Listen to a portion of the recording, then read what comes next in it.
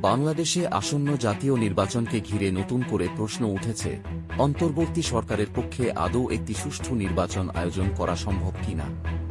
এই প্রশ্নকে আর বিচ্ছিন্ন বক্তব্য হিসেবে দেখার সুযোগ নেই বলেই মনে করেন বিএনপির ভারপ্রাপ্ত চেয়ারম্যান তারেক রহমান। আজ শনিবার বিকেলে রাজধানীর কৃষিবিদ ইনস্টিটিউশন মিলনায়তনে একটি স্মরণ সভায় ভার্চুয়ালি যুক্ত হয়ে বক্তব্য দেন তিনি। অনুষ্ঠানের আয়োজন করেছিলেন বেসরকারি বিশ্ববিদ্যালয়ের শিক্ষক ও শিক্ষার্থীরা। শিরোনাম ছিল গণ-অভ্যুত্থান ২০২৪, অবদান ও শহীদদের স্মরণে। তারেক রহমান বলেন, সাম্প্রতিক কিছু নৃশংস ঘটনার কারণে অন্তর্বর্তী সরকারের সক্ষমতা প্রশ্নবিদ্ধ। কেউ উদ্দেশ্যমূলকভাবে পরিস্থিতি তৈরি করছে কিনা সেটা নিয়ে জনমনে প্রশ্ন দেখা দিয়েছে। এই পরিস্থিতিতে গণতান্ত্রিক রাজনৈতিক দলগুলোকে সজাগ থাকতে হবে। তিনি আরও বলেন, একটি ফ্যাসিবাদমুক্ত রাষ্ট্র গড়তে হলে জনগণের ভোটাধিকার নিশ্চিত করা ছাড়া কোনো পথ নেই। এমন নির্বাচন প্রয়োজন যেখানে মানুষ নিরাপদে ও স্বাধীনভাবে ভোট দিতে পারে। তিনি সতর্ক করেন, কোনো আবেগতাড়িত বা ভুল সিদ্ধান্ত যেন ভবিষ্যতে চরমপন্থাকে পুনরুজ্জীবিত না করে, সে ব্যাপারে দেশবাসীকেও সচেতন থাকতে হবে।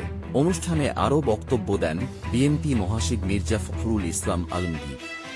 তিনি বলেন, গণতন্ত্র রক্ষার স্বপ্নকে বাস্তবায়ন করতে হলে আমাদের সবাইকে ঐক্যবদ্ধ ও সজাগ হয়ে কাজ করতে হবে।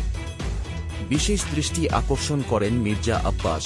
সোহরাওয়ার্দী উদ্যানে জামায়াতের জাতীয় সমাবেশ ও অন্য রাজনৈতিক দলের কর্মসূচিতে আওয়ামী লীগ নেতাদের উপস্থিতি নিয়ে প্রশ্ন তুলে বলেন, আমরা একদিকে আওয়ামী লীগের বিরুদ্ধে কথা বলবো আর ওদের নেতাদের নিয়ে মঞ্চে উঠব, এটা তো হতে পারে না। বিএনপির স্থায়ী কমিটির সদস্য আব্দুল মঈন খান বলেন, গণতন্ত্র ফিরে আসেনি, আন্দোলনও শেষ হয়নি। এই আন্দোলনে ছাত্র সমাজ রক্ত দিয়েছে, তাদের সেই আন্দোলন অব্যাহত রাখতে হবে। অনুষ্ঠানে উপস্থিত ছিলেন আরও অনেকে, যাদের মধ্যে ছিলেন বিএনপির জ্যেষ্ঠ যুগ্ম মহাসচিব রুহুল কবির রিজভী, নর্থ সাউথ ইউনিভার্সিটির উপাচার্য আব্দুল হান্নান চৌধুরী, ছাত্রদল নেতারা এবং জুলাই গণঅভ্যুত্থানে আহত ও শহীদ পরিবারের সদস্যরাও। নির্বাচন ও গণতন্ত্র নিয়ে চলমান বিতর্ক নতুন মোড় নিচ্ছে। এখন সময় আরও সচেতন, যুক্তিসম্পন্ন ও ঐক্যবদ্ধ হবার।